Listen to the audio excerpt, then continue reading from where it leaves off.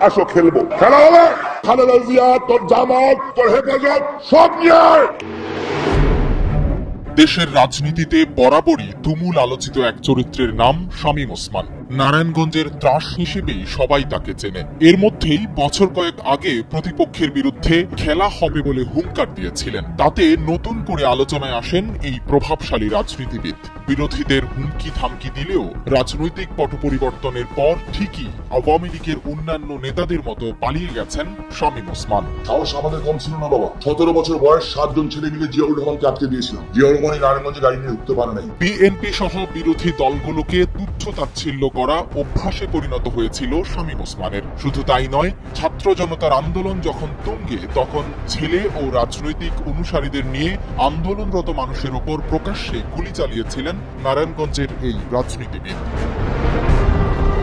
তীব্র জনরোষের মুখে গত 5 আগস্ট পদত্যাগ করে দেশ ছেড়েছেন সাবেক প্রধানমন্ত্রী শেখ হাসিনা।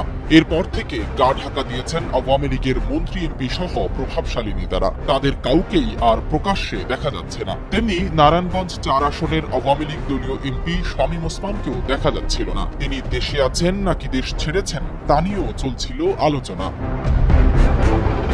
এই আলোচনার মধ্যেই দেখা মিলল শামীম ওসমানের। তিনি দেশে নন, ভারতের দিল্লিতে আছেন। শুক্রবার রাতে তাকে দিল্লির নিজামুদ্দিন আউলিয়ার মাজারে দেখা গেছে। ভারতের একটি বিশ্ববিদ্যালয়ে অধ্যয়নরত বাংলাদেশি শিক্ষার্থী আকাশ হক তাকে মাজারে দেখেছেন। রাত 9টা 5 মিনিটে শামীম ওসমানের ছবিও তুলেছেন তিনি। জানা গেছে সেখানে পরিবার সহই আছেন এই রাজনীতিবিদ। আকাশ নামে বাংলাদেশি ওই শিক্ষার্থী গণমাধ্যমকে জানান, রাতে দিল্লির নিজামুদ্দিন আউলিয়ার মাজার জিয়ারত করতে গিয়েছিলেন তিনি। হঠাৎ সেখানে শামীম ওসমানকে দেখতে পান। শামীম ওসমানের সাথে তার পরিবারের সদস্যরাও ছিলেন। প্রমাণস্বরূপ একটি ছবিও তুলে রেখেছেন আকাশ। তবে ওই সময় প্রভাবশালী এই রাজনীতিবিদকে চিনে ফেলার বিষয়টি কাউকেই বুঝতে দেননি।